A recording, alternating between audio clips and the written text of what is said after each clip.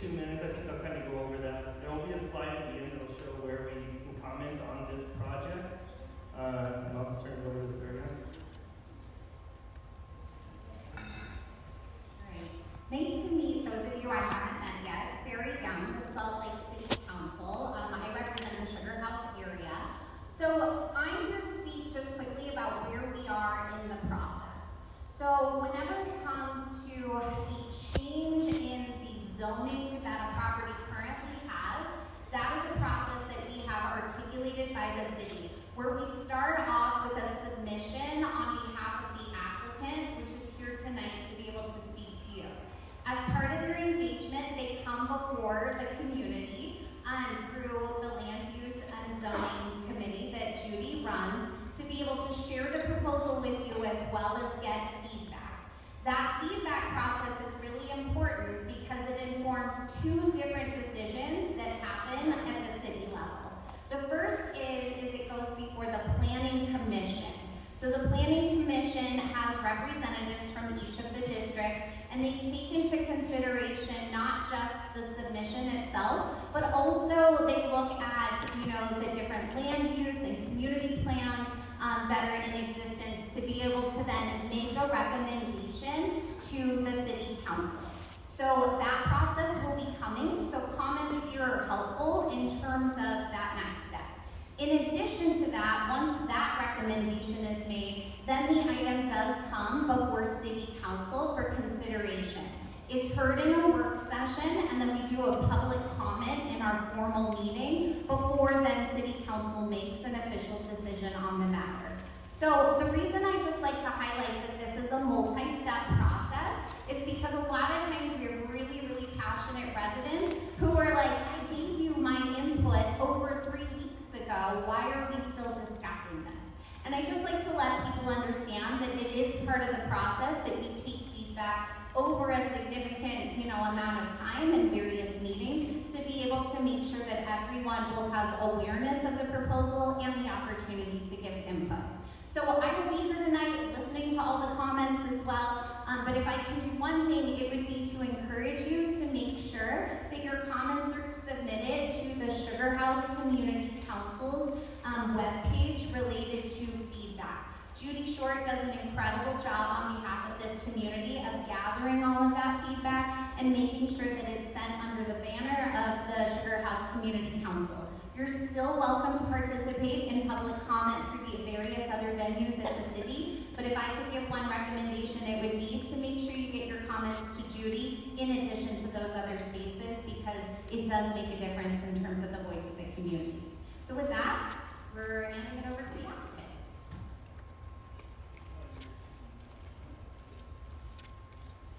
Hello, everybody. Thank you for joining tonight. We're going to go through a lot of information and then have a nice question and answer period at the end. That's, as I've told a few people in the room already today, that's the part I'm really excited about, is to hear what you all have to say. But we've noticed that we've talked about this project over time, that it's good to lay out a few things before to give you a little more knowledge about the project. So, as most of you know, right, we're looking to develop a hotel project on the former Sizzler site as part of Sugar House Park. To do so, we have to go through a rezone process, which is, as Sarah touched on, this is one of the early steps. Just to give a little taste on that project, it's a 145-room hotel. It's an upscale hotel. To put that in perspective outside of the hotel industry, that puts it as nicer than the Spring Hill Suites that's in Sugar House already, but not as fancy as, say, the Grand America Hotel downtown. Responding to some community feedback, we know that parking is a concern. We'll talk more about that later, but we've worked hard for 180 parking spots to try to help mitigate some of the problems we know local businesses have had with shortage of parking. We'll talk today, too, about some of the community benefits that we see and hopefully you all see and the city sees as part of our request to do that rezone. Reminder, that's really what we're here about, but we think that the hotel is a valuable amenity to the community, benefits to the community, and the things that it will bring are positive. So even though it's a rezone request, we want to talk a bit about the specific project. We officially have the open house till 8. If the questions start to slow down at the end, we will probably maybe end a little early, but then stick around if you have a question you want to share, maybe that's, obviously we welcome questions in front of all the group. As teachers I had growing up used to say, if you have a question, someone else does, but if you'd rather answer it maybe not in front of the big group, you can try to answer a few select questions privately afterwards. So officially ends at 8, but we might try to tail it off a little bit before. So yeah, that's a short version of our project, and again, hopefully we have got plenty of details to come. First, a little talk about us, right? So I'm John Potter. I'm a few of these boxes here. I'll be the one of the owners. There'll be a small partnership group, and I'm the developer, which is why I get to speak to all of you tonight. Makes me very familiar with the project, right? I'm local here, right? I used to live in Salt Lake City. I don't anymore. I had kids. I had moved to the suburbs. I confess, right? But my wife right down here used to live just a few blocks from here until I guess I pulled her out when we got married. We moved to the suburbs. But she used to live in the Sugar House neighborhood, right? We still live nearby. My office is just a few miles down the road on Highland Drive, right? Local operator, my company, with myself and lead, it will also be the operator of the hotel, right? Same thing. We're here local. We're here in the community. I'm not coming to you as some distance person who doesn't understand it. And of course, I don't fully understand the same traffic struggles you might on a busy rush hour day. I do understand that. I understand the taste. Of course, I don't claim to understand it all, but I tried to respond. We tried to develop a project. I hope we partially succeeded at least. It recognizes our local influence. It recognizes some of the conditions you all are on. We have a local design team too, and we'll touch on that, right? Our architects, FFKR, our engineers, etc., traffic engineers, they know the area too, right? And we want to build a hotel that's part of the community. Something I should have touched on the previous slide is I mentioned a upscale hotel. It's actually what's called a soft brand hotel. You know, I touched on the nearby Spring Hill Suites across the way. That's a cookie cutter shape. You can see those in any city. Our goal is both affiliated with Hilton. Our goal is to build a hotel that captures the local character of the area, right? This isn't a hotel you've seen in every city you've stayed in, right? So our local design, local ownership, local operators, local developer, all is to bring this hotel to truly capture the spirit of where the modern traveler is going. I think it's a great neighborhood. I think you guys are right to show up because you should have passion for this amazing space that I stole my wife from. And so I'm excited, and I'm trying to take some feedback and reflect that, and I hope, again, that comes through. Additionally, of course, how we build it is a concern, certainly, right? And I'll bring to our final point here, the local builder, and they'll talk more later. Certainly that process, we all know the construction impacts of that, from other projects, and hopefully we'll be able to address some concerns there. Bottom line, though, for this is that we have a full local team, and I think it'll reflect positively on the project. A few more details about our project, right? When you like this site plan, or this image, I like this rendering because it really shows you, touches at that goal I touched on earlier. The uniqueness we see of the site is to provide a link between the park and the city, right? It has a unique location at this corner, and we take that responsibility seriously. So when we set about doing it, we had to look at designing a hotel, and I'll give the architecture team a lot of credit with this, that reflected that connection, bridged it truly, and we'll talk about in a few minutes how the inside is, with no backside to a hotel. That's the amazing part I would think of this design, is where do you put the dumpster, where do you put the trash? Well, we can talk about that later, but we wanted to respect both sides. We wanted activation on the street, we wanted liveliness, we also, of course, wanted to respect the park. How could we combine those? And I think we worked that out. And we'll go through that more in detail. Just a few amenities to touch on for the first time tonight that you'll see in the hotel, right? First floor, we have a retail and restaurant, right, both on the street and accessible to the hotel. And a cafe in the lobby, right? We looked at this as something that's missing currently attached to the park. Right? This is a great thing, obviously, for hotel guests, but also for local community members using the park. You know, we didn't want it to just be for hotel guests. And on that note, I'll add that one of the positives to a hotel use is that hotel customers have a lot of the same concerns as you all do. They want a place to eat, they don't like noise, they don't like traffic, they want a cup of coffee in the morning, they want to go for a jog, they want to walk their dogs. We imagine being a pet-friendly hotel. And so some of these first floor amenities have a great dual synergy with the community as well as the guests of the hotel.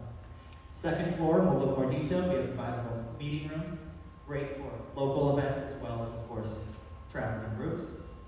Third floor is, of course, up is hotel rooms, and then the seventh floor, rooftop, has a rooftop restaurant, outdoor terrace, great banquet space, and we'll look at that all later.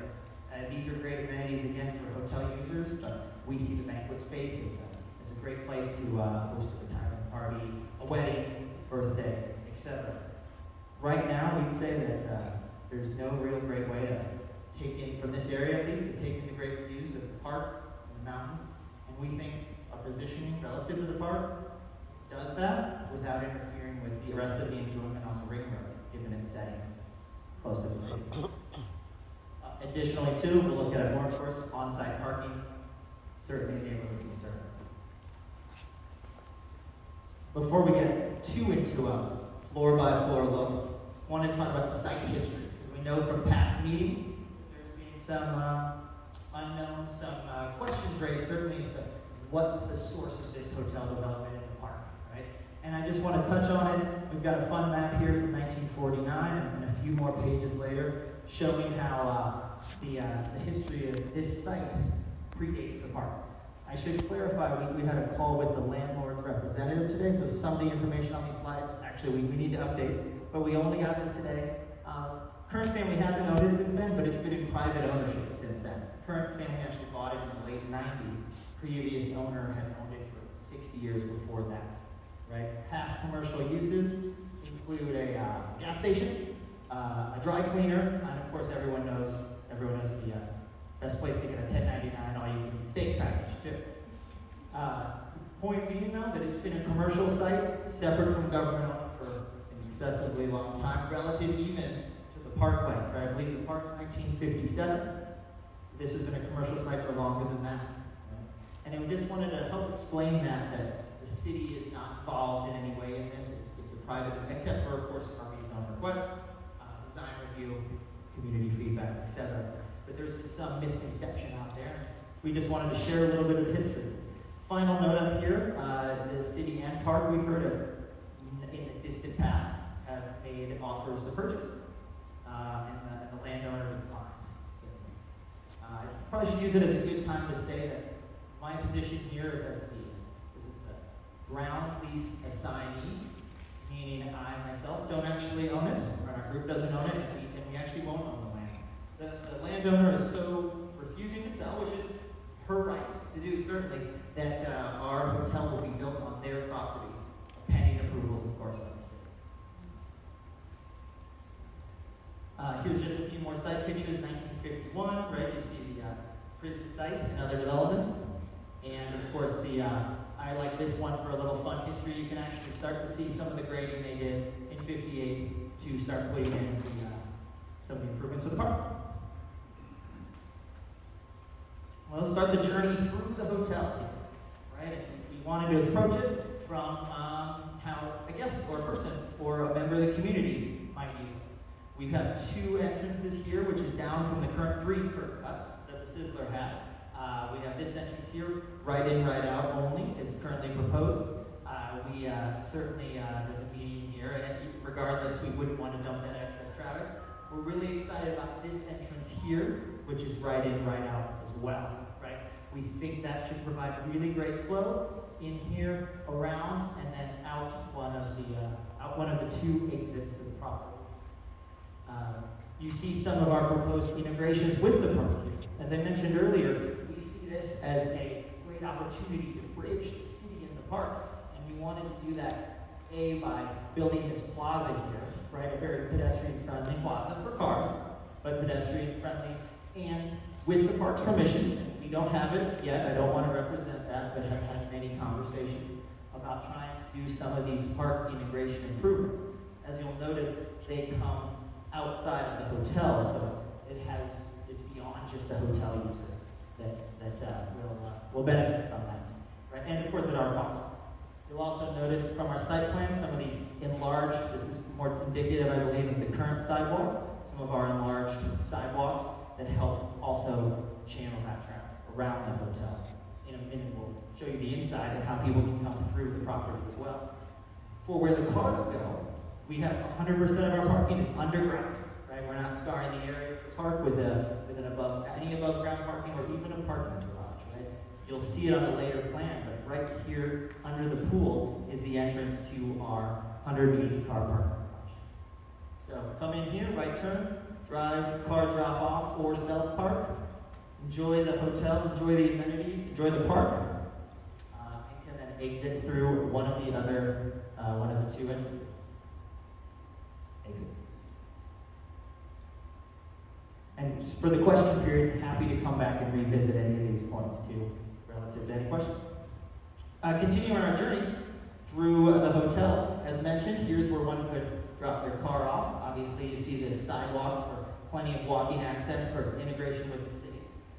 We've also tried to focus on great activation for all the pedestrians, right? So we have entrances at each arrow, trying to liven it up and provide that close integration between the city and the park.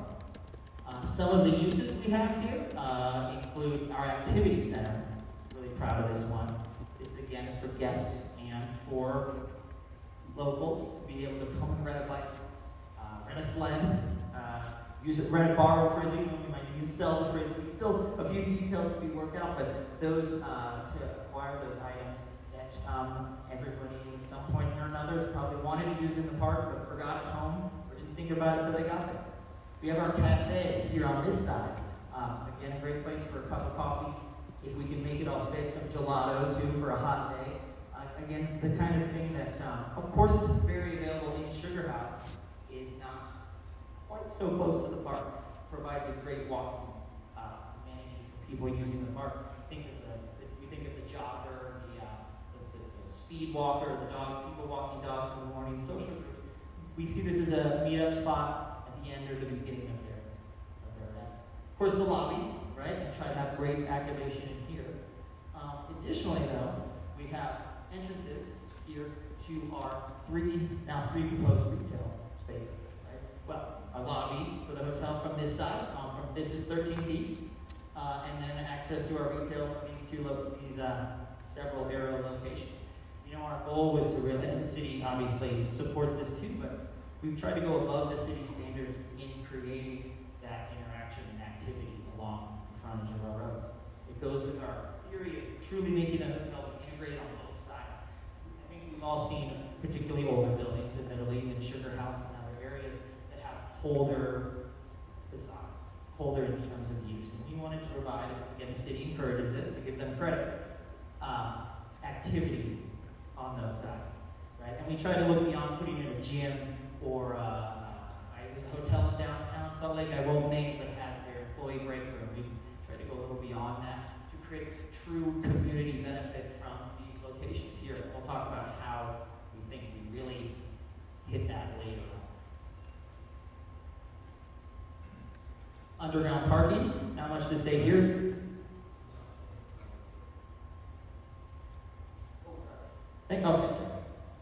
One little note on the back here, I touched on earlier, and I appreciate that, earlier I touched on the fact how hard it was to design a building with no back end. And what do? Because of course, we produce garbage. We have food coming, right? We didn't want to just have the Cisco truck block the streets, the garbage truck be an ugly burden. So we have actually found a really neat way to integrate back here. You'll notice here in this zone, it's grayed out because it's back of house, so it's a little hard to see, but this is our interior garbage spot, right? We have a roll-up door. The idea is the trash truck can pull up here. You'll note actually that this road is under the hotel. You see this is holding up the guest rooms above, and as we travel up the hotel, you'll get more of a picture of how that works. So the trash truck can load up here, keeping it relatively out of view and 100% off of the city streets. Same for the food delivery and the other things that any operating building has to do. Right here is our loading dock. We've tried to tuck it in. It's something we can coordinate timeline-wise, not be too much of a burden on the community or the hotel guests.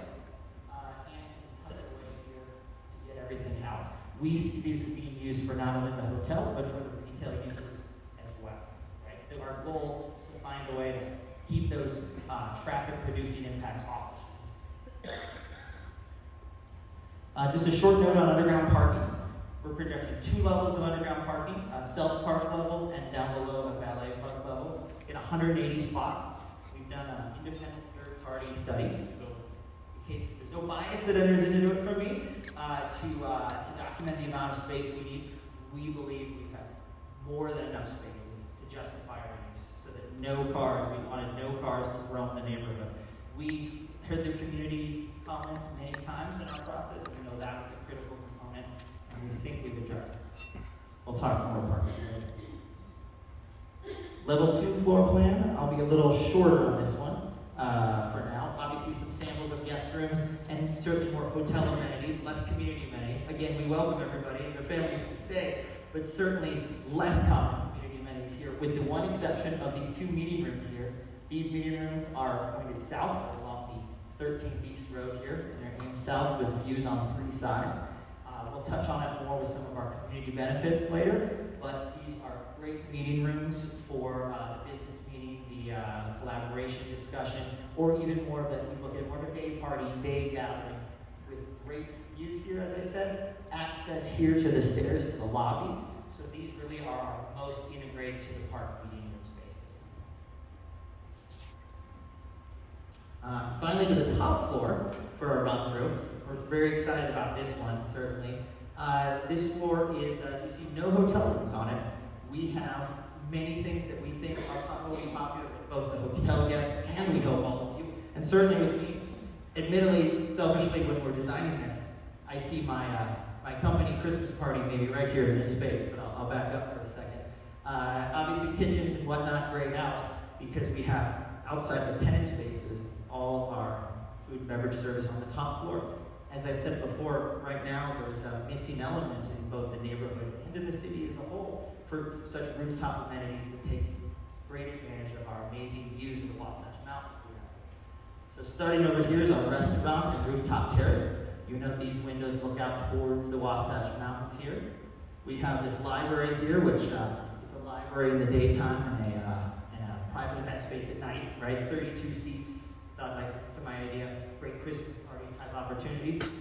And then we have our banquet room over here, which we see as we have many uses, but weddings are certainly part of it, right? And we see some of those weddings perhaps you have a photo shoot in the park in the day, and then of course the dinner party at night, right? It's great interaction with the hotel, and it's a great local thing too. Right now, it's something that is not, at least with these views, not available in the local neighborhood. We're so excited for wedding potential. To get into the weeds a little bit here, we set it up with these doors here and this library connection. And this bathroom here, we actually see this as sort of a bride's area, with for some privacy with the bathroom, while actually being able to have the wedding there as well. But of course, perhaps it's just a dinner venue. Either way, we think it's a great add to the area. Oh, and the only other note I'll add to, we actually go back to our first floor. We have here, this yellow entrance here is our separate restaurant entrance, right? You know, someone told me when I was getting into this, they asked me, how many times do you go to eat at a hotel restaurant as a local? And of course the answer is not often. But what we've tried to do here is give the restaurant, despite being on the top floor, its own dedicated entrance and dedicated elevator, right? So if you're welcome, of course, to come through the hotel. We encourage that with some of our other amenities, but we also offer this direct access to this elevator. Comes out here and to the restaurant, right? Even though it's on the top floor and it has the great views, we try to give it as direct of a connection as we can to the ground floor, so that you also don't feel like you're walking by hotel rooms to get to a restaurant. I'll give it over to Jackson here for a few words on material. He's VF Jackson here, I should introduce him, is with FFKR Architects. He and his team have done a great job leading the design and bringing some of these elements forward. Great, thank you very much, Sean. As a note, I hope you all realize John's brick stone look on the base that kind of creates in a colonnade. in similar fashion to some of the different buildings in the neighborhood, so that it feels like it belongs with Central Business District. Oh, thank you, sorry about that. So it should belong in the neighborhood, belong with it, by using brick with punched openings. We've also looked to keep it similar in size. We do realize that the height is more, it gives some more opportunities for more rooms, but it also relates to all the buildings across the street. We really want to help it feel like it belongs. So it's the same height, the same 7 stories as the Redmond building. And so it works to, in that fashion, to belong. You can also see how we're activating the street. We've highlighted with the different colors in the same arrows as the floor plan to show where the entrances are off the street. So we've worked to have an enhanced active space on that lower level with easy access from the 10-foot sidewalks as well as on the street trees, creating a safe location for people to interact with the street and then with the parking.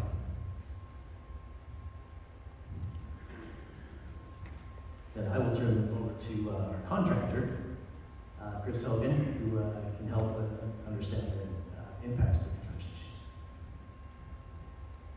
I know you're all really excited to learn about construction and how we build this.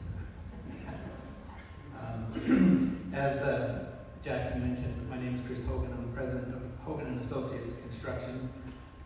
We were founded here locally in Centerville in 1945 by my grandfather, and been here ever since. We are involved. We call ourselves Utah's community builder because that's our passion, is being involved with the communities in any way we can. We have built a lot of community centers, community buildings. A great portion of our work is public work with the local municipalities or school districts. In fact, next spring we'll be starting a project here at Highland High School to replace Highland High School over the next 4 years. So, local contractor. We've been here this is our 80th year. We're excited to be part of this team. One thing I wanted to emphasize that you'll be interested in is our good neighbor policy. Whenever we have construction, heavier construction that will impact the neighbors, our superintendent goes around and he'll put a flyer on your door, has his phone number, to let you know kind of what to expect over the next few days, so that you're aware of what's happening, and you have a way to give us comments, feedback, so that we can address your concerns through the construction time. You can't see that picture very well, but that's Brighton High School. We were the contractor on Brighton High, and I wanted to show that picture to illustrate just the intricacy and the interaction, both with the neighborhood. We redid the road and the roundabout in front of Brighton High School, if you're familiar with that, as well as working with all the 2,000 plus students that were in the school at the same time we were building on both sides of the school with no injuries or impacts to those students. So we're very conscious about our impact and understand construction can be impactful, and so we try to minimize that. These are some of the ideas that we try to put forth. John mentioned the right in, right out for the traffic. The same thing we'll do with deliveries, and we'll schedule those during off-peak traffic times, so we're not causing traffic issues in the middle of the traffic. So, also for our workers, we'll have off-site parking with a shuttle to bring them to the job site, so that all of their cars aren't all over the neighborhood. And also safety is a huge issue for us. We have an industry-leading safety record that we're very proud of, and we don't want to have any issues with safety. So we'll have covered walkways, boardwalks, whatever we need to do to keep the public safe is our number one priority. I think that's it. Yeah, thank you, Chris. Just to reemphasize this point from earlier on is that these guys didn't all fly in here for this meeting. We really are local, right? And I know we're not as local as you, as I mentioned. Chris is from a few miles away, but and I'm from a couple miles away, but we really do care. We really do get hurt, not as bad as you, but we do get hurt with traffic. We do get hurt with problems, and we live in this community, right? Hogan's, it's actually this sort of inspired this comment. Hogan's been here for 80 years. I have not been here that long. So well done to you. But I'm investing money, obviously, in the project. It's from local, it stays local. I'm in the community. I want to keep doing projects. I want to keep doing right, just like Hogan's done for 80 years, honestly. It's inspiring to me from a business perspective. And I think we can on this project. Just a little segue from inspiration from that. Of course, we know from past conversations we've had with many people, there are some issues we want to talk about in advance. Certainly, a few things that are worth noting that the community has raised in the past that are very valid concerns. So the first one we're going to start with is traffic, right? In short on traffic, and I'll explain what this graphic is in a second. I wish I could come here and tell you there will be zero impact from traffic. Any developer would stand up and say that would be incorrect, right? And I know it's easy to look at it and say 1 or 2 cars is additional is bad, and I can't say that 1 or 2 cars is good, but I think I can show you what we're expecting, and then at least you'll all have the knowledge and hopefully something to think about when we go home. So what you're seeing here is the result of our third-party traffic study. It's Hales Engineering. Again, they do a lot of work with UDOT or Salt Lake City. No influence from the owner to do this, right? They're non-biased. Their UDOT contracts are worth far more to them than my contract with them, so they would only perform as required under statute. So what we've done here is we've shown what is the 2030 projected traffic for this intersection. If anyone's curious to Q&A, I'd love to talk more how they got here. But it's the 2030 projected traffic of the intersections with the hotel in place. And of course, for a little background on traffic studies, they do run the numbers many ways, but I didn't want to have 20 slides on traffic. Again, it's actually been submitted to Salt Lake City. It is public record now if you want to read the whole study. But here's the summary. So here's where it goes, assuming we get the rezone and build the project as described. In short, community has rights to be concerned. This will be my conclusion, because it is a busy intersection. So what we've done here is this is rush hour evening time, is what they're running. One more note on traffic studies, they look at the morning commute and the evening commute, the busiest times. I took the worst of the two, right? Figured we talk worst case scenario. So this is the evening commute. I'm sure I don't need to tell you all, but that's the worst time for the intersection. I believe 5 to 6 p.m. I think it's that hour. So in 1 hour, right, you'll notice here that 2,015 cars in 1 hour projected in 2030 with the hotel in place to approach that intersection. It's the short sum. 41 of those cars will turn into the hotel, right? Presumably factory demand of the hotel. And I only say presumably because I can't swear someone won't turn around in the hotel. Of course, all the many things people do while driving cars. So basically, 41 out of all those cars, I added the 2015 plus 41. So 41 out of 2,056 cars, a little under 2% of the total cars who reach the intersection will turn into the hotel. Right? I've done a little calculation here based on the exiting number to put it about 2.7% of total. So of all the cars running through that intersection at rush hour, our independent group has estimated up to 2.7% are generated from the hotel. Now, I do wish it was zero. As I said, it isn't zero. And I realize that when especially if the driver's a jerk, 1 car is bad. I recognize that. But I'd argue it's manageable. I'd argue that it's, again, I won't say it's nice. I'm not selling you a bill of goods here. But I think it's manageable and it's workable. And again, I showed you the independent study here. I actually believe we can do better with this. I'm happy to talk a little more about that in a second. But this is what the data said. A key reminder, we wanted to be fair. So we're showing you this number, and the engineer did this number assuming its current use, which is to say it's a vacant restaurant. So current traffic is 0. As a reminder, of course, we are here to discuss a rezone. So I will say that under current zoning, if a 40-foot building was built, the traffic would not be 0. We, of course, can't actually model that without a planned use to the engineers. The engineers would even know what it is, but I think it's probably safe to say, just based on height, that if we're adding 2.7% to the traffic, it's a very safe assumption to say that maybe 1.25% would be added under current use. And again, I'm trying to be fully open with it.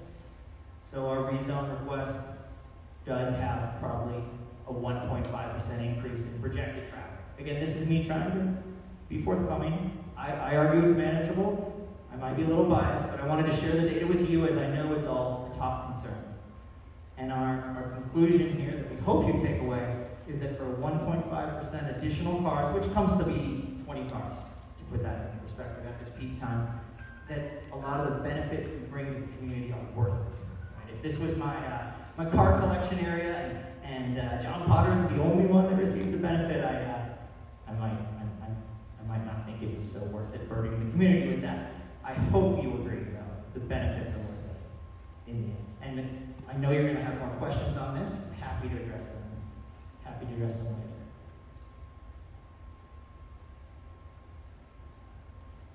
Wanted to bring up another concern. Certainly the height. The height is another top concern in the neighborhood, as it should be, with the rezone height. The best way to address it, because I certainly don't need to tell you exactly what a foot looks like, what 2 foot looks like. To recap, we are requesting MU8 zoning, which does allow up to 90 feet, and our current plan does call for us building to 89 feet, right? So we will be using, if approved, that 90 feet of zoning. We wanted to sort of show you the area as it looks now, sort of point out a few distances, and give you the information, and of course answer questions. So here's our current site, obviously as is MU3 zoning. 40 feet of height is what's currently approved in MU3. With the city's rezone, as you'll see, immediately across the street is the MU11 zoning, which is 125 feet of height. I don't believe any building, I'm pretty confident, no buildings conform to that height now, as most of you know, because I know you're very informed. Members of the community, this zoning was just approved, so a lot of the buildings are of a lower than MU11 height. But I will say some of the buildings, a number of the buildings are of a similar height to what we are requesting to build here. We cite one of them here as the Redmond building. It's a great example, we think. It is 6 stories with a tall top on it. So it's very similar height to our 7-story requested building here. But just to re-emphasize the point, under MU11, this chevron here, for example, which is very low, will, speaking as a developer, probably be redeveloped at some point into a much taller building from a highest and best use standpoint under current zoning. As you'll see from these distance markers here, we tried to take a look at the residential impact. The nearest residential sites there's obviously many other homes, but the nearest are about 390 feet away here. And using the Redmond building as an example, about 240 feet to that existing use. Certainly imagining the MU11 developing more, whether that's the Chevron example or redevelopments in this retail development here, will certainly produce a taller height. We don't want that taller height. Our initial application was for MU11 because we felt that there was a justification in the cohesiveness of MU11 touching MU11 across the street. As our plan evolved and in conversations with the city, we looked at it and we were maybe 94 feet in height. Right? So we looked at it, we looked at other community feedback for other projects, and we saw that, quite frankly, there's a lack of trust in real estate developers. And I totally understand why. You people have been through the ringer on a certain project I won't name because I know it's a bad thing to talk about. Maybe it's over here somewhere. And we know that they sort of destroyed some trust with what they initially asked for. And we looked at it and we were like, well, we are asking only for that MU11 because we had a few feet extra, right? We thought that the lobby would be a little taller, the restaurant would be a little taller. There's a reason for our ask. But we didn't want to leave the community vulnerable to feeling a bait switch. We tell you it's 90-something feet, and then we build 120 feet. The best way we could see to sort of relax that concern was to take a few feet of height out. I don't think anyone here would object to that. And then lock ourselves in legally, assuming the rezone's approved, of course, to an MU8 zone with the 90 feet of height. And again, I welcome questions on your concerns of that height, but we hope at least our requests gives more confidence in our intentions and help build some trust that at least it won't be 125 feet because we change our mind, which I would of course never do, but now you'll have the security of knowing that. We also, this little side, we never sought the maximum height, even with our MU11, as I mentioned, 94 feet or whatever it was exactly. Because we really do see ourselves, as I've said several times, as a bridge between the city and the park, right? These are taller. They should be taller, right? There's no need to, we don't want this height because there is a park here. We wanted to provide a step down. We wanted to provide a feel. We didn't want to build a monolithic tower, right? It should be cohesive. It should feel good.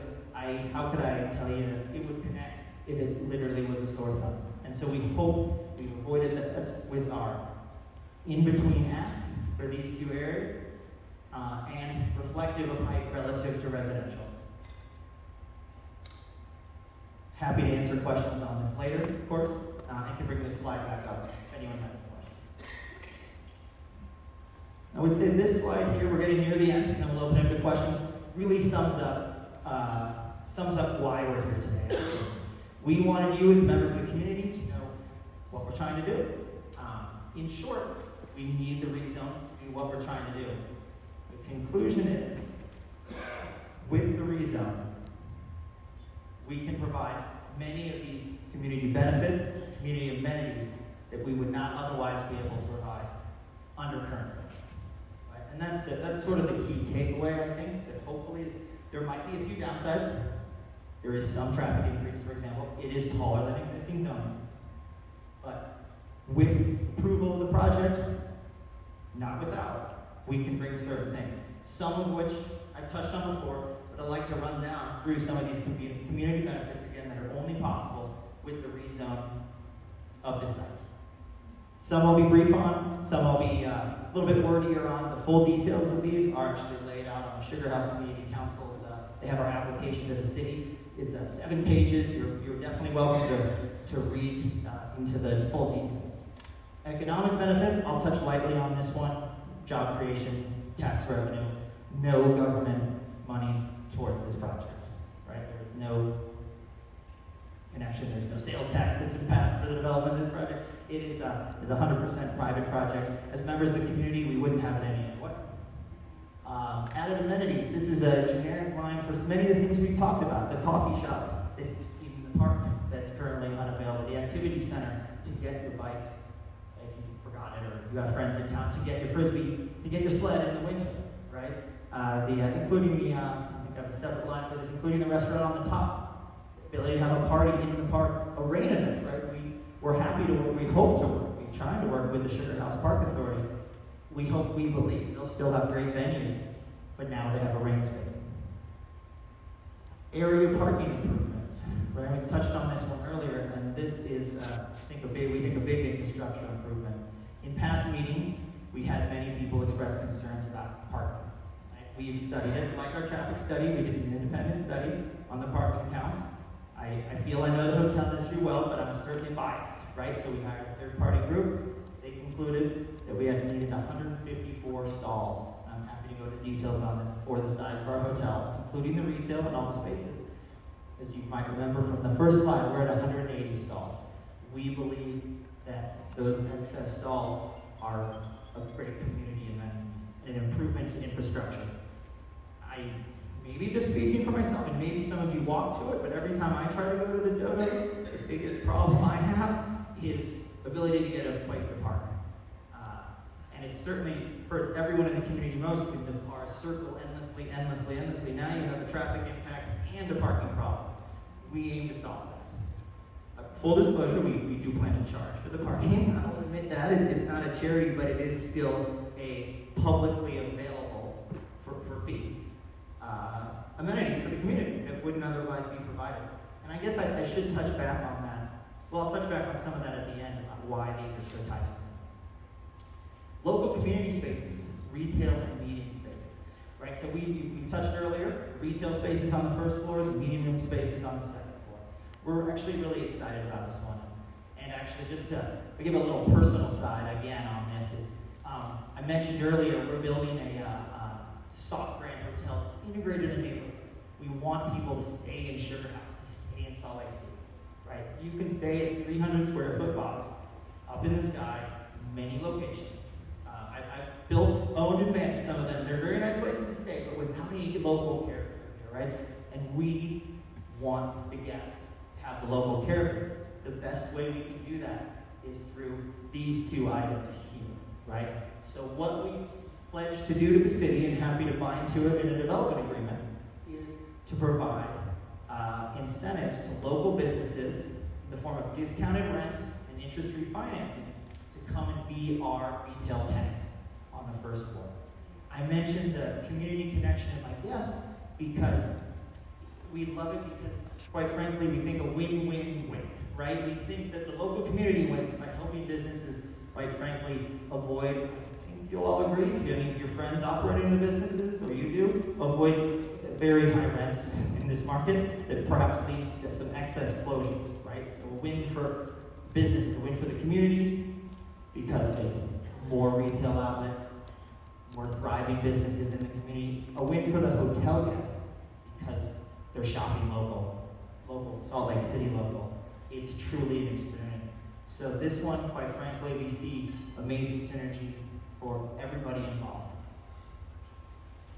Tied with that, the local partnership promise, and we can combine this one as well to make sure that it's fulfilled, is ties with the interactions of the hotel and the community. I don't want to sell Starbucks coffee, right? You can get Starbucks coffee anywhere around the world, right? We want to partner with local groups, right? We want to sell local things in the shop. We want to support local businesses because that's part of our business model. And obviously we're happy to bind and obligate ourselves to that, but we would do that anyway without requirement, as long as we can build the hotel. Dedicated local art spaces, right? We show some example here. I believe this is up in the west side of Salt Lake. We see our front entryway, and perhaps some of the art in the hotel rooms is a great place to encourage local artists. Again, from my comment earlier, we want people to know they're not just in a generic 300 square foot box, right? Our roundabout area and our plaza is a great example for some art created by local artists. Local photographers to do the art in the guest rooms. Perhaps some painting opportunities, not painting walls, but painting in public areas, right? We, again, really want to provide that integration to our guests and see opportunities in the local art community as well. And we'd love to work with the city on that. Housing neutral, of course, I'll go shorter on this one. We're tearing down 0 houses for it, which I think is a positive in this day and age of overpriced housing. And at the risk of offending anyone who does an Airbnb rental, we do see hotels as taking a little bit of capacity out of the short-term Airbnb rentals, which has at least some, that claim it solves everything, some marginal improvement on housing affordability by freeing up stock to long-term in the market. Enhanced active use. We've touched on this earlier, and I'll revisit it briefly again. Our project seeks that liveliness and achieves it very well. And I'll talk in a second about why our project is unique on that. 24-hour security presence, sort of the final one listed here. One of the feedback pieces of information I've gotten is, in fact, I've actually received this as a concern about why I want to do the project, actually, is the park safe at night. And I'm not one to say it is or isn't. It's just feedback that I've received. And so I believe to those people, a hotel is a great security presence. It's lit, it's cameras, it is open 24 hours with a great team of people. Just want to recap before I move on these slides that our zoning request is from maximum 40 to the 90 feet, which is noticeable. By doing that, it allows us to build the hotel as a hotel. We can go more into this. The community can't function economically in 40 feet of height. Right? That's too short for the amount of guest rooms. As you noticed, we covered 3 floors earlier. I think you saw about 12 guest rooms on those 3 floors. Right? Parking improvements, right? The infrastructure improvement of the garage is something only feasible with a larger project on top. Right? 2 stories, possibly 3 short stories, does not fully bring that at all. It's economic. The community spaces is a big one. If we were simply doing a 40-foot building, we would not be able to offer discounts, tenant financing, etc. for the retail units down below. The reason why is if we were doing a 40-foot building, that would be our entire business model. We fortunately have, because of the extra height, have monetization of all the hotel rooms, which allows us to not only have the synergy I mentioned with local groups, but also be able to offer those discounts and financing that you wouldn't see from offered to other tenants in the area. Local art spaces as well. We're happy to bind ourselves to this. Again, it's easy to do. We want to be part of the community. So, and enhanced active use obviously is required of many projects. We've actually proposed a layout that, again, because of our connection between the city and the park, that is beyond the code minimum of this. It's easy to offer because with the space up above, we can do that. We can justify, and the garage down below where we put housekeeping and inactive uses, we can have the active first floor use to provide life to this vital intersection in Sugar. With that, I think I'm happy to take some questions. But let me ask my team here, anything else that I should address before we move on?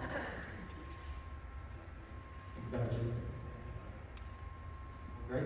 Well, before we turn it over, I'll just say I appreciate you all listening. I know there's a lot of volume, and I shouldn't receive any awards for public speaking. I wanted to speak tonight personally because I know the project, I love the project, and I believe in the project. Some of us may have different opinions at the end, but I really want to hear comments. I really value your perspective, and I hope we can work together on this. Oh, and if you have any questions, we have a microphone over here. For asking questions. Can you hear me? And if a line wants to form, we recommend a line, or you could wait and maybe ask to turn to your seat, whatever you're comfortable with. Okay, I'm going to try and start this on a high note. Please. The height doesn't scare me. Basically the same as the Redmond building, basically the same as the Draw, the student housing across the road. Like the idea of the rooftop restaurant on the deck. Traffic doesn't scare me. I'm local enough I can walk and find a way around it. I don't really ever use that intersection anymore because it's a complete nightmare. If I'm going to get onto I-80, I got Harley's Way and loop back. I think MTV once said, if you're not part of the problem, or if you're not part of the solution, you're part of the problem, so I just don't use that intersection, so my car's never there. I don't know about the rest of the community, but a derelict vacant lot with a police camera on it doesn't really fill me with joy. And that's what we have at the moment. We've already learned the city can't buy it, the landowner's not interested. They've talked about that a few times. The traffic volume and pattern for a hotel is nothing like it would have been had this become a gas station. I'm not trying to diminish the concerns about what could happen in 20 years from now if someone tries to rezone property up near Baskin-Robbins, for example. I understand that's a concern. We don't have a crystal ball. We can't guess what's going to happen with developers in the future.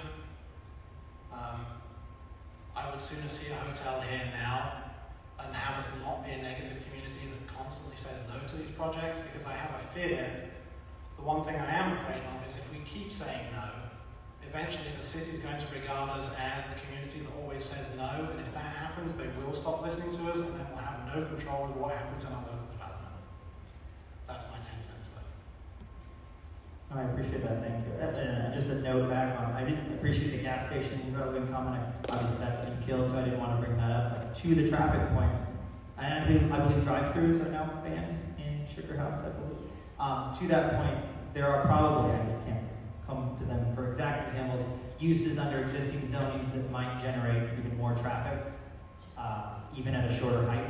Just want to illustrate again, that gave me a good reminder that the benefits of a hotel, again, the symbiotic relationship with residential users, it's not a heavy traffic use relative to other things and relative to its height and size. Thank you. My name is My name is Francis Lilly. I live at 916 East Queensmill Lane, which is about 30 south, just off of 9th East here in Sugar House. And I've been watching this property with interest and dread for a number of years. I was truly horrified at the prospect of a C-store next to the park, and when I heard about this proposal, I was actually pretty happy. I think we're lucky to have a use that faces and incorporates the park. And that's something that can be done through development agreement and a rezone. And I know there are a whole bunch of uses that are permitted by right in the commercial zone that would not have that ability, or would not have that, or we would not have that leverage over the future use. I think it's also worth noting that the owner is not compelled to sell. I'm aware of the history of this project. I'm aware of the history of the site. And also, even if we as the city were somehow able to, wrangle several $1 million out of the willing seller to, organize a purchase of this relatively small piece, I think that brings to question a whole bunch of equity issues. That money is better spent west of here. In Sugar House, we are extraordinarily lucky, and we already called our shot with protecting Allen Park, and we shouldn't be too greedy. I don't mean that in a mean way, but we should be really thoughtful about how we expect our city council to deploy public resources. And also, I don't have the $7 million or whatever it's going to take myself to, get what I think would be the best option, which would be just expanding the park. So that leads us to the next best option. I think in this case, height impacts are relatively negligible unless you're irritated by height while driving or by visiting the park.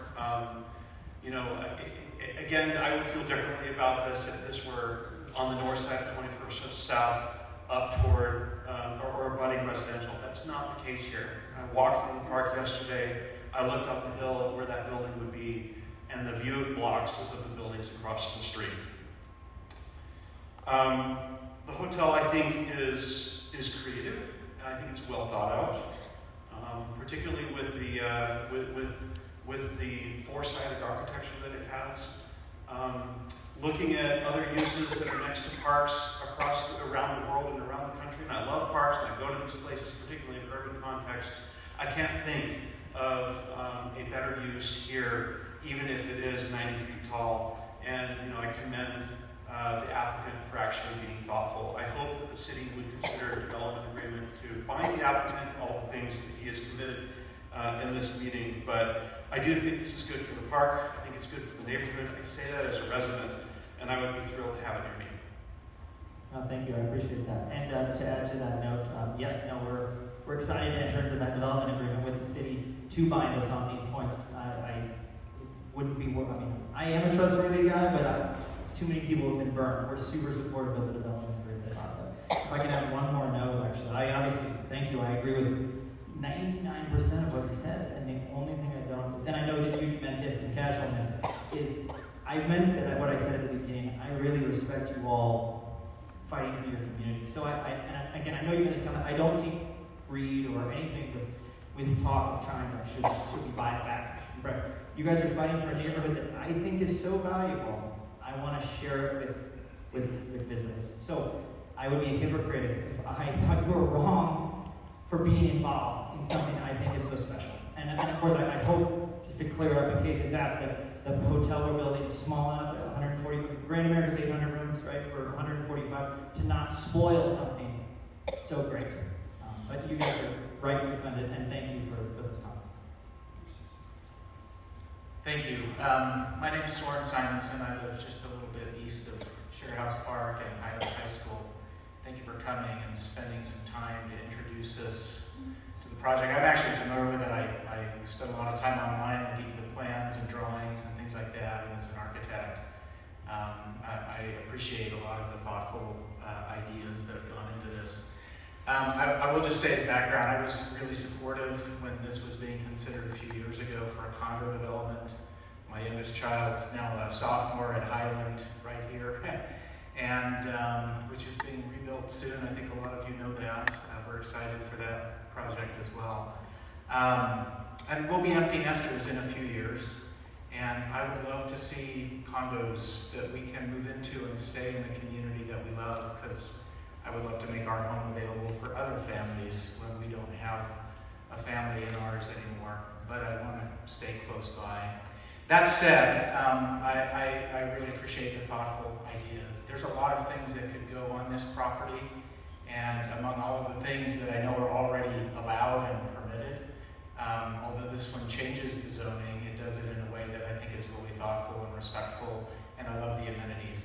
Let me just say 3 things that I really appreciate about the project. First of all, I have loved the development of the art project as part of Party's Trail, the crossing under 13th East. We saw a lot of it in plan view, but when you're on it, you don't really get the full perspective. And I love that there's a place in the future when you can go out on a rooftop terrace and see the great inspiration of Patricia Johansson and the development of that amazing art project from a whole new perspective that you won't get except from a drone maybe. And that is lovely. I love to see the activation around Party's Trail. This is an incredible asset to our community. The park's already active. Many of us are there frequently. I'm there walking my dog and riding my bike for family events and other things. And I love that this will add to activation and population that will, I think, also love Sugar House Park. I have a lot of family from out of state, and when I bring them here, we can't always fit them in our home. And sometimes it's embarrassing that we don't have a hotel close by that people can stay that is a real quality experience. And so I love that there will be a place that I can bring family from Texas or California or other places to visit and offer them something, if not our place, that's really lovely. So I appreciate the thoughtfulness. 3 things that concern me a little bit. Obviously there's a lot of concern about traffic, and I do note that this is not a high traffic generating use. The restaurants may generate more traffic, but I'm encouraged also that it's also a great example of a walkable kind of development, and that while people may drive here, there's also a lot of people that can get here as pedestrians, and I appreciate the thoughtfulness to pedestrian and bicycle enhancements. There's concern about something that's unknown, and many of us have seen and experienced developments that are not done very well and don't add a lot to our community. And so I think that's obviously a concern. Many of us have the same concern about the 21s project at 21st South and 21st East, including members of my own family. And I was delighted when they were at the new Mercantile 21 the other day and said, this is even better than Jolly's store in Immigration Market neighborhood. So I hope that you're really thoughtful. It sounds like you have some great intentions with the retail spaces. I hope you're really thoughtful in bringing retail that will really be an added amenity to the neighborhood. And then the last one is, there's a lot of impervious surface that you're bringing. This is a really sensitive watershed area. There's a lot of pollution that enters the Jordan River and Party's Creek via this waterway that goes through our community. And so I would just encourage really thoughtfully paying attention to the ways that you can manage stormwater so that it doesn't add to pollution in Party's Creek and eventually Jordan River and Great Salt Lake, and be really thoughtful and intentional about how you might use that stormwater and collect it or whatever, treat it through thoughtful landscaping and things like that. So just a few cautions as you move forward. Thank you for being here. Thank you for investing in our community and hopefully making it even better. Well, thank you. I appreciate all that feedback, and my community and your community, right? I'm 2 miles away. So let me, and I will think a little bit anyway. I'll let them. I only know how to speak in 2-minute segments. My name is Cindy Cromer, and on the way here, I drove past the Sago Lily land art. I was aware of how difficult it was to create that art element, and I do not see a sensitivity to encroachment into the space around the Sago Lily. It's looking to me like you're going to borrow land from the park, disguising it as some kind of park amenity, and it's going to slam right up against the Sago Lily. To me, I want you to think about what it would be like to put an 8-story building next to the Spiral J. Okay? That's what I think. I appreciate that. No, that's valid. And I'll try to talk quick because I agree with Judy. I do want to say that some of the great community feedback we've had has been related to that. We've sort of, as you see here, in short, I'll be quick, the Sager Lily here, the dam overlay behind it, it's actually officially, it's flagged to us by locals that it is part of the emergency stormwater system, and of course, for both beauty as well as safety and protection of water, as the previous person asked, we wanted to stay away from that. Legally obligated to, but we certainly want to regardless. And so this is not the best picture. We don't have our civil plan, but we have made sure to be more than outside both the obvious, the dam and the overlay, the non-developable overlay space. But no, definitely a valid concern. It certainly does no good for anybody to have any issues there. Apologies. Next question. Sorry, I'll be back. Hi, I'm Renee Richards. I live south and a little bit west of here. I just have a question. I know we didn't address alcohol, and I know that adjacent to the park there are some regulations. I'm wondering how you plan to address that, and if it doesn't work out, would you continue to build the hotel? Okay, that's a great question. I'll be very fast, Judy, I promise. It's definitely a known concern. Known. Apologize for that. Yes. Oh, gotcha. I'm sorry for that. I will try to talk slower and quickly and say that known issue. Hope to sell alcohol. Certainly can't now. Work in progress. It will build hotel regardless. Okay, I'll be brief. Am I talking into this thing right? Okay, thanks. My name is Peter Brandon. I live in the neighborhood in Sugar House for like 26 years or something. And of course, I'm really concerned about this corner. I really appreciate your focus on making local benefits to the local residents, as well as opening it up to guests from elsewhere who might really want to stay in Sugar House. Particularly the offer of financial help to small business retail, because all the other developments here, of course, have driven out our small shops and really destroyed part of what made Sugar House special. So that's the up part of my comments. If you're interested, and I like the idea of a boutique hotel and a lot of really clever parts to the design and integration with the park. However, I really question the need for a pool in a boutique urban hotel. It's not LA. This is not LA, you know. We don't need a pool in a boutique hotel. You can ditch that pool, ditch the banquet. My main concern about this hotel is the mass. The height is one thing. You can't really compare it to the Redmond building because the Redmond building is very small. The mass of it is nothing like what you're suggesting. And I understand the need for a certain amount of, financial gain.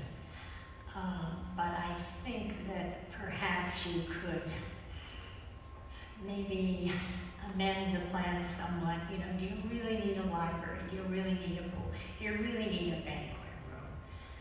Maybe you could cut back on some of that stuff and make the mass a little bit smaller. And on that note, your request for the waiver of stepbacks, totally, absolutely disagree with that. A building that huge on that corner, overlooking that park, you need to have stepbacks. So, that's my 2 cents. Thank you very much. Thank you. Valuable comments. I appreciate it. I think the only quick note I'll give back. Let me ask the architect here. I believe, and maybe others know, the step back question is not related to this. Is it directly tied to zoning, or is that technically part of the design review process?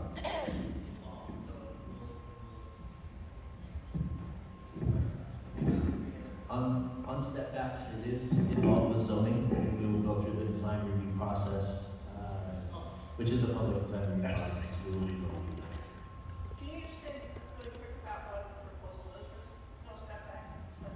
So and you made step backs on the west side start at 85 feet. And so we were asking to not have to do a step back in the top 5 feet. There is also an open space required next to open space having a step back. And we were looking to use some of the second floor amenities, the pool and some of those things in our step back. But we will be going through that design process with the city, which is a fully public process.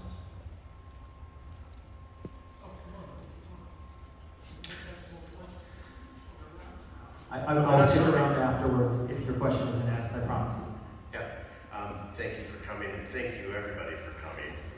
My main concern as a 35-year-old neighbor here in Sugar House is that we don't get enough community out for these particular changes to our community.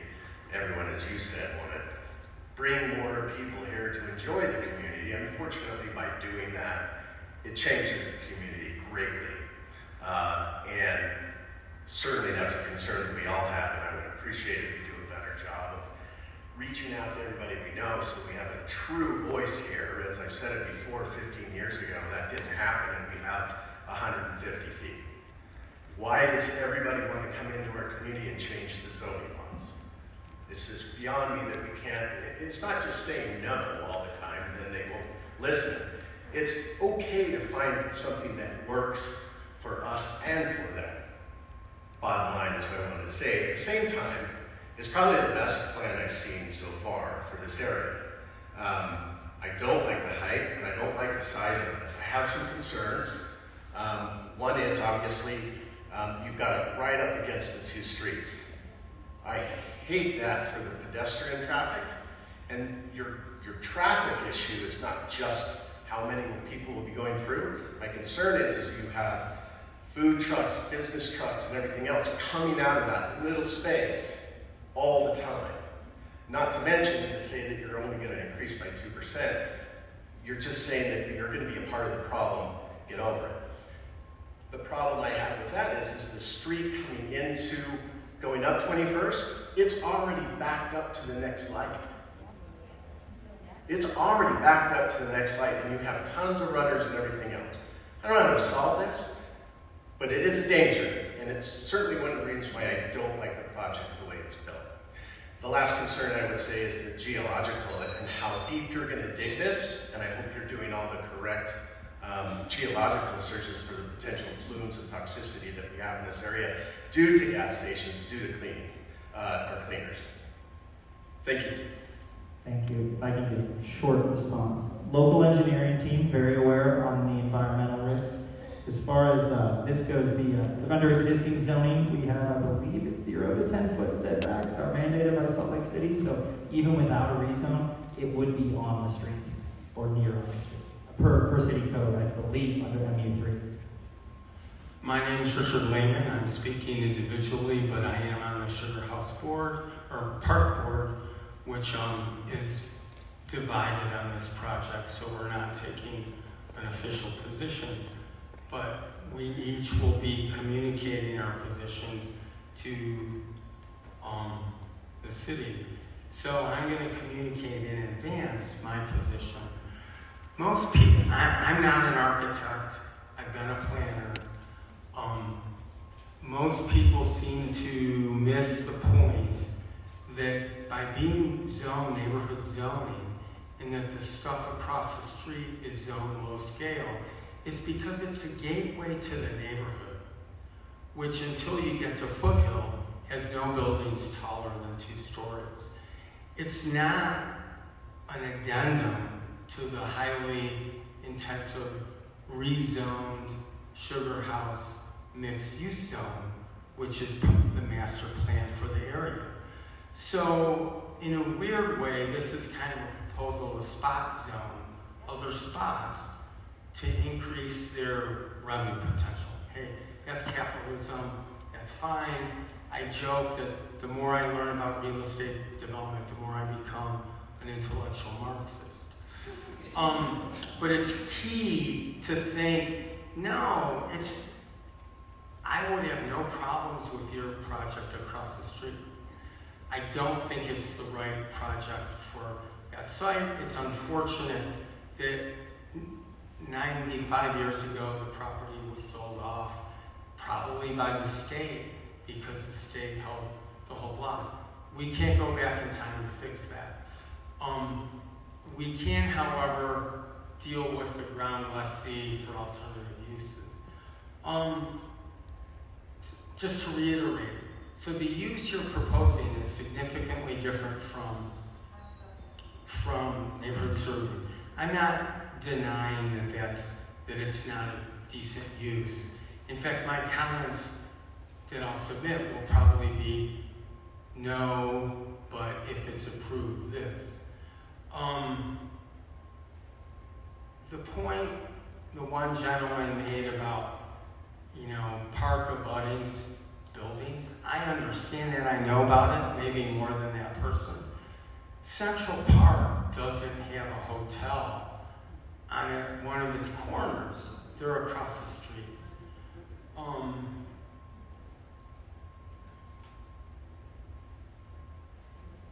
The other thing is, again, about Sugar House, in the mixed-use, high-density zone, it's all going to be changed. I mean, some of us, including me, since I have heart disease, will likely be dead by the time it all happens. But the fact is that it's already understood the mixed-use zone between Highland Drive and 1300 will be intensified over the next 10 to 20 years as the real estate market changes. And that includes being able to satisfy needs people are expressing here, like condominiums, boutique hotels, I don't know what else. With regard to the point about architecture, when this was first presented to the Sugar House Park Board, I said it's 60% there. Maybe it's less now because it hasn't changed. The problem is it takes its architectural cues from the modern crap across the street without delving into the architectural history or cultural landscape history of the site, which was a prison, but that prison was built with red brick, red rock, and white rock. And it could be more of a warehouse type design. There are plenty of designs across the country of rehabs, like the Cork Factory in Lancaster, Pennsylvania, or others. It's just, when you think about the brick architectural tradition of the Sugar House houses, they're not red brick, but they're fantastic buildings that don't have, I don't know what the architectural term is, but the crap filler that looks like hardy board or whatever, rather than continuous brick. And I guess I'll say to the community, yeah, Romney won't sell the property, but Maverick has a really long lease. We can propose alternatives to Maverick separately. That being said, I respect the work that the various partners have done.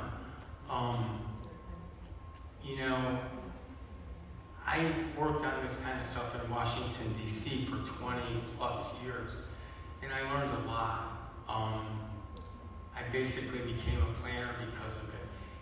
And in the beginning, when I first worked on stuff, D.C. was crap.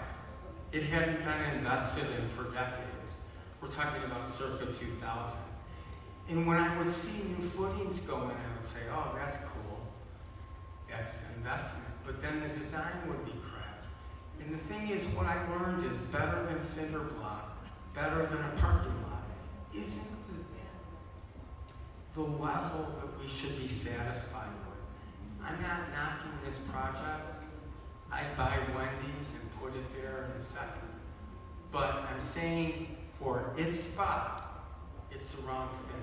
Just to point out to Mr. Sorensen, you probably wouldn't want this on the Jordan River across from Three Confluences Park. Thank you. Appreciate the honest feedback. Thank you. My main concern is why do this at all?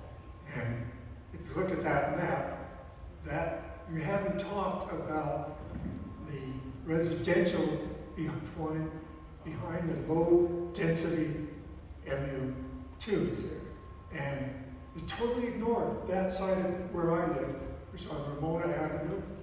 And, but the other thing is, we don't need this, and you're just trying to make a profit out of it. But the other thing is, you should have built that down there, where it is dense, not here. There's so many problems with this. You're creating a precedent for the rest of 13th East in both ways, and know that that's only down to one lane both ways with a turning point, all the way from Holiday to Friendship Manor, which is the first high building on the east side of 33rd South. You see how it reduces? And I respect FFKR and Jeff. I think this is great design, but it's in the wrong place. I appreciate that, thank you. Just a quick note, I'm happy to talk longer afterwards, so I don't go too long. When we revised the zoning down to MU8, from our 11 request, little speaker problem.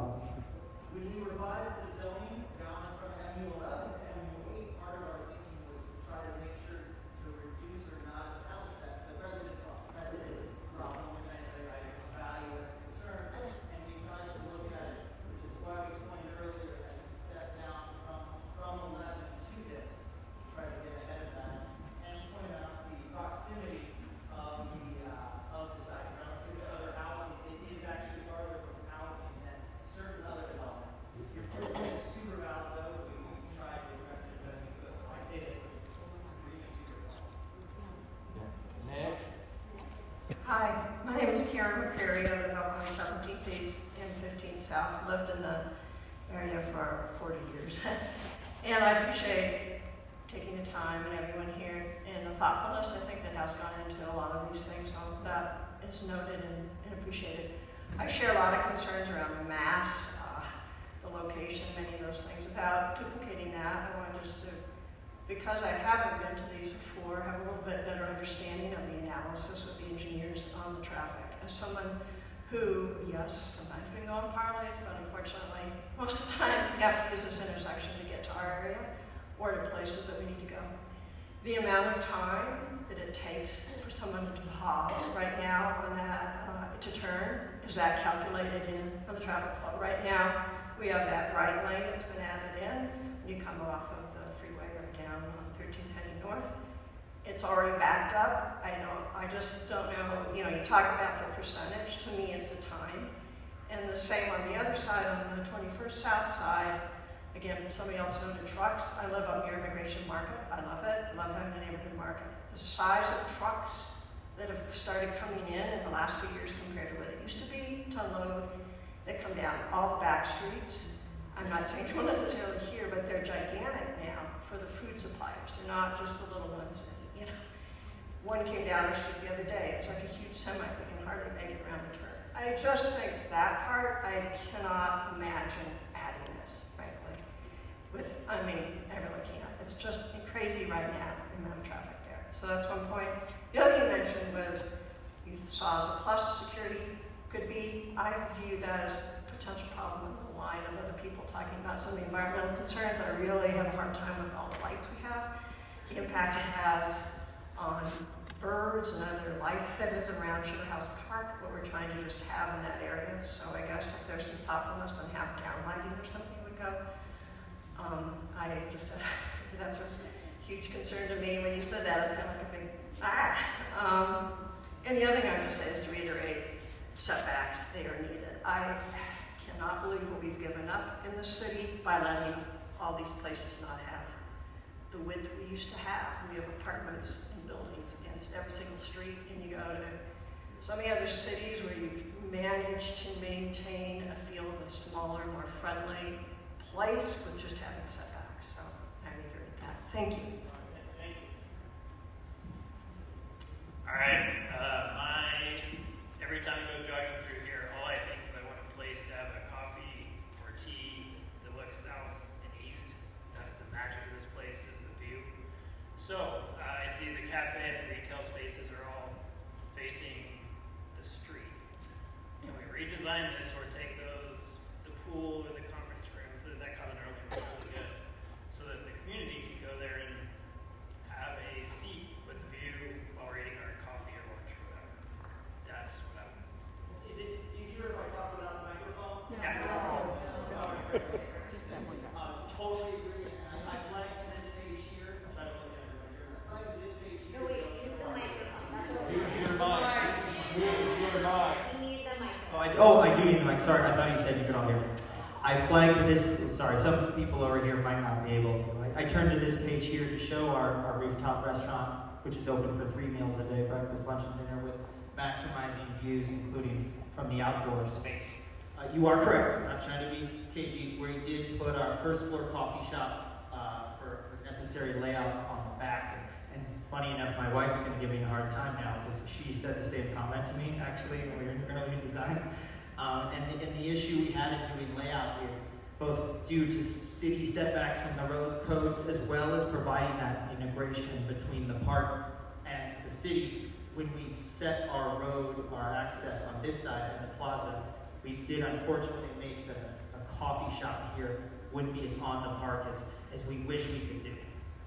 So you cannot put the roundabout to the north. We have between 0 and 10 feet under Salt Lake City. I mean, I actually agree with the code, but no, it's 0 and 10 feet setback, so this could be here, not there. So it's sort of like involved in that the pool way. would be so rarely used. We take over the pool. The pool would be so rarely used. Well, for those, the views is absolutely important. And in fact, that's why we set up the restaurant in this pattern. In fact, we did most of it, just as a side note, indoors, because we have seasons here, obviously. And we wanted you to be able to have that coffee, breakfast, meal, dinner, 365 days a year.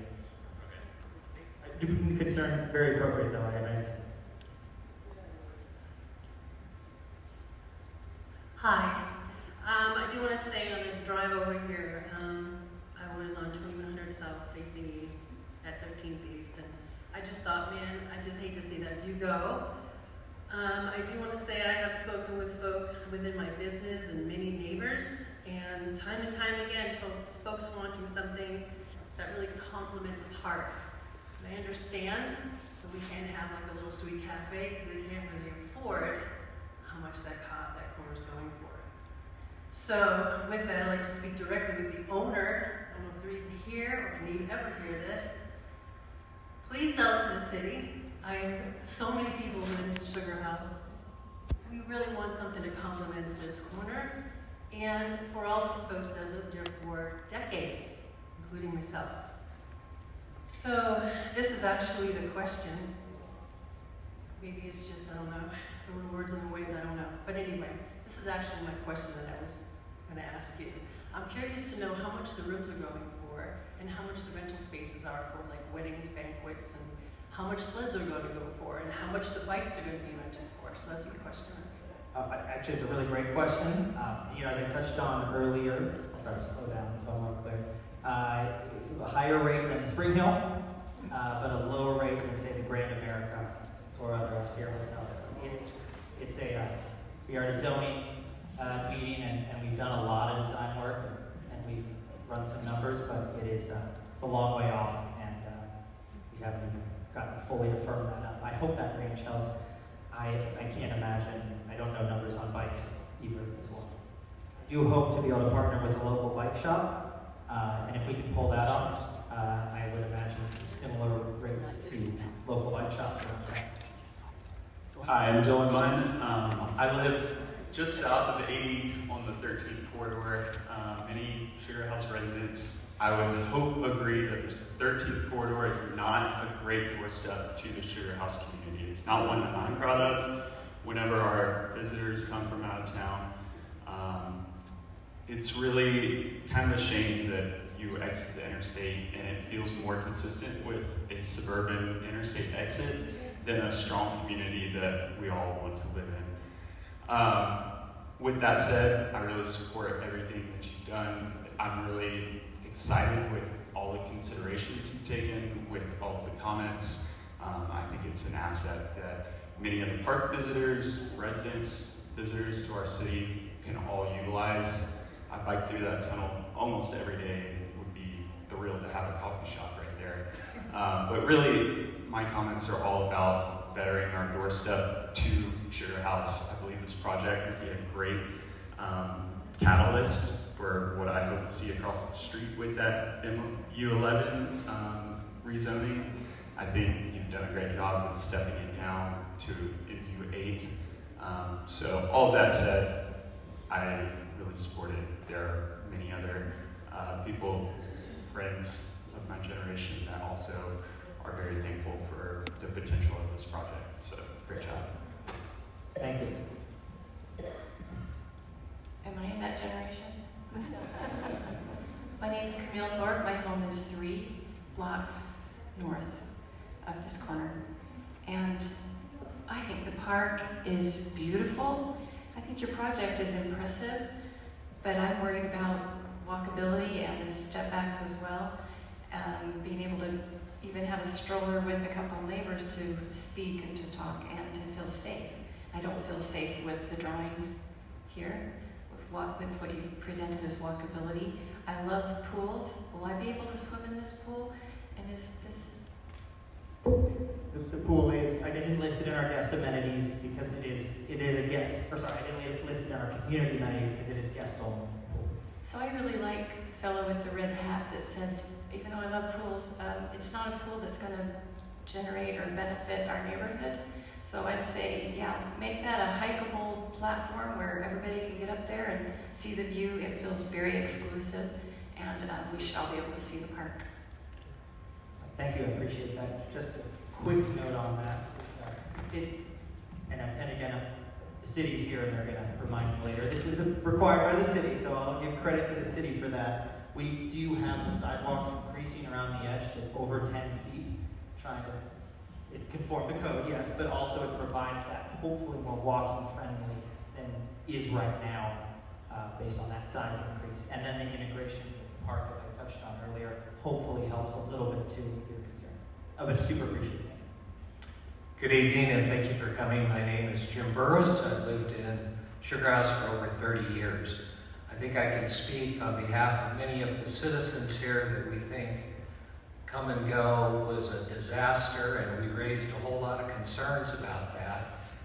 And yet, your proposal, while probably better, still has some of the same concerns and relative impacts associated with stormwater, which was previously mentioned, and the depth of excavation in proximity to the current aquifer and this high water table. So my question is to Chris, what specific geotechnical studies have been done and findings to date on how you're going to mitigate for that close proximity? I mean, I could take that one, Chris Hogan into this, I think. So Chris, what was that? Or do you mean Jackson, the architect? No, I meant Chris. I'm sorry. No, you say wrong gentleman. I'll maybe.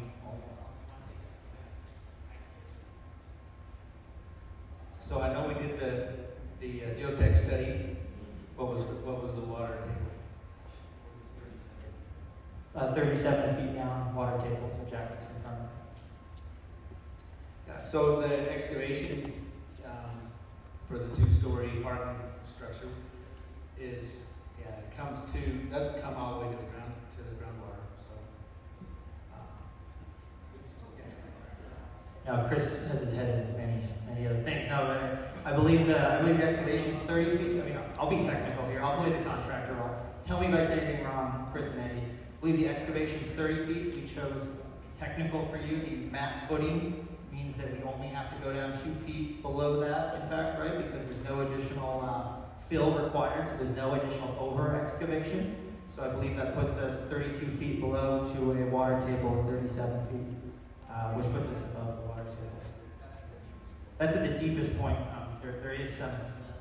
and it's less somewhere else. I can show you the grade variation across the site. But these were choices we made with this in mind, among other things. But thank you for the question. Hi, Yes, please. I'm Espree Hall. I live just northwest of that intersection. I love the view of the park, so I can understand how you would love it too. And I am going to be pissed as all hell that the building is going to take that away. Besides that, I have great concern about the traffic at that intersection. Wondering where are people going to be going after they exit your building? Are they going to try to get on the freeway by zipping up to Parley's? Are they going to try to zip across multiple lanes of traffic and do a U-turn to get on the freeway? That makes me really uncomfortable. Also, nice amenities that you're putting in, however, they really directly compete with what we already have here. We have coffee shops, we have shops. I don't need a 90-foot building in the way. I'll just answer the one question you asked, if that's all right, which is the traffic. The point has been raised actually previously about the not dumping people certainly here, and we're definitely looking onto this section here, and we're definitely looking for ways to increase traffic onto this road, 2100 South, which per our traffic study from this point east has far more capacity than 13th and this road here.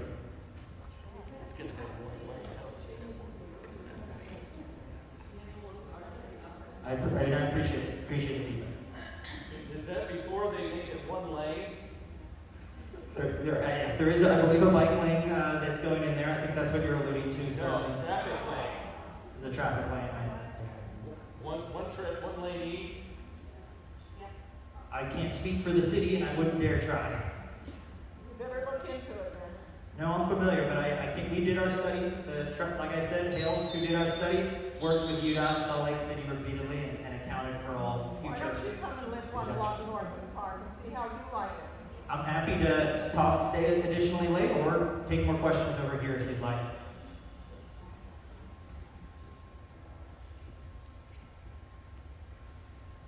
We do welcome more feedback. Not only, and it comes to me, but it's great we're sending it all through the Sugar House Community Council. We have a QR code here you can visit. I'm sure most of you are familiar, but in case not here, there's also boards up. Shoot it with your phone. Or, of course, the domain name's written at the bottom there. Welcome repeat comments you said tonight. New comments you didn't get a chance to send. Please log on, and Judy does a great job of work, I'm sure. I'll give her a round of applause for aggregating a ton of comments. I can't take notes when you guys are talking that time. So I want you to type it up and send it to me so that I can make sure it's attached to the letter. So the letter I write reflects all our thoughts. Thank you very much.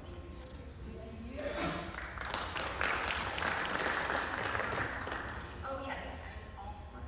Hello. This is a combination of the Sugar House Community Council and our open house. If Judy's okay, I'm happy to keep taking questions. Is that okay? I don't want to step on your toes. Well, that's true. I mean, I'm eager to share and hear your feedback.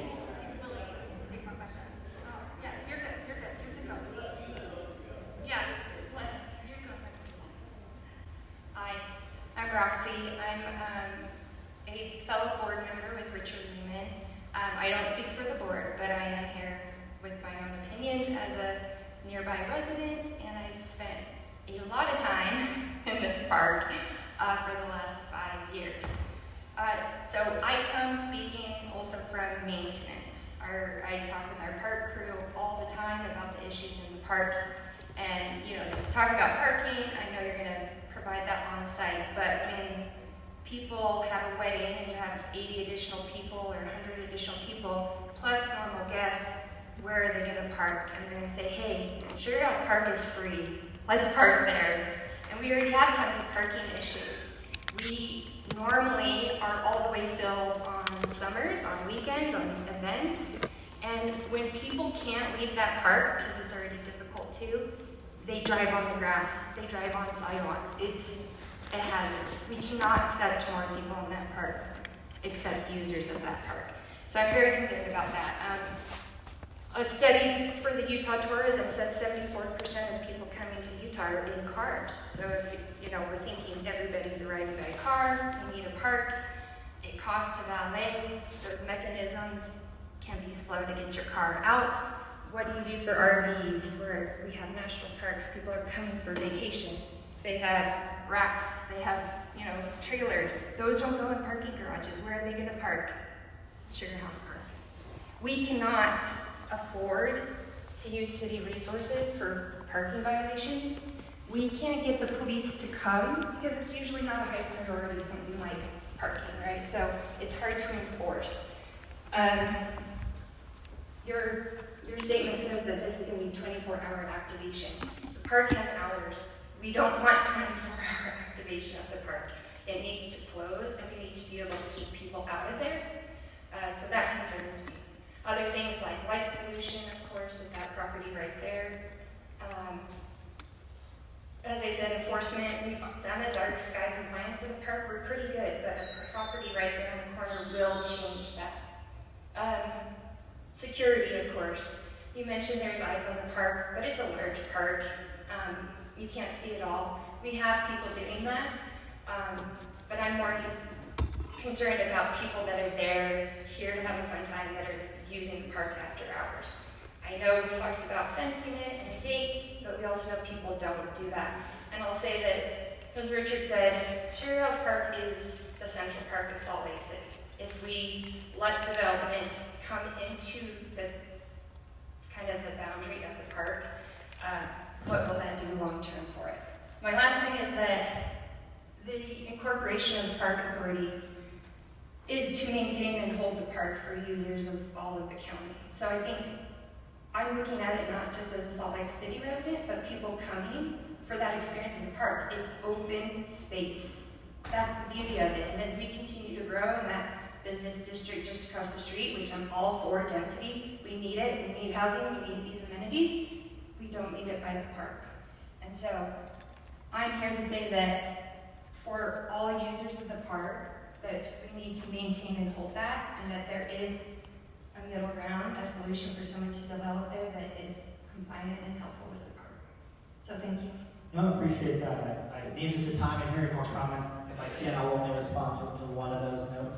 As a reminder that the land is not currently zoned as open space or part of the park, right? So under current Salt Lake zoning in a retail environment, we would have a very low parking requirement if it was developed under MU3. With the hotel, we're able to offer the community benefit of enough parking. The MU3 existing zoning would be more likely to burden the park with the illegal parking that she was concerned about. I certainly can't promise it won't happen with our hotel guests, but the existing zoning cannot afford or justify the garage amenity to mitigate that. Sorry to jump back in, but in my haste of getting it out, I forgot two questions that I have for you. The main concern of these two questions is, do you think you're going to get a liquor license for your restaurants? That's the big question, and I really don't know. I'm not being cagey with you. It's totally unknown.